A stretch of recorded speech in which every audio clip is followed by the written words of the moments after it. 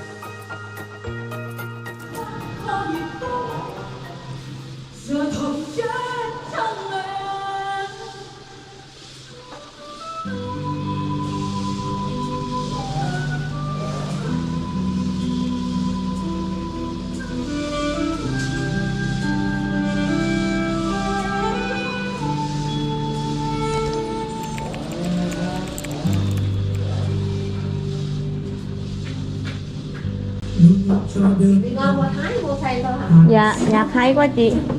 Trời, nó đụng vai luôn á. Cái nhà cũ này, nhà cũ đang đây nữa. Dạ, y chang gì luôn, không có sửa đổi gì. Nhà cũ đang đây chạy. Chị cho em liên hệ được không? Tao nói gì số phone đi mẹ.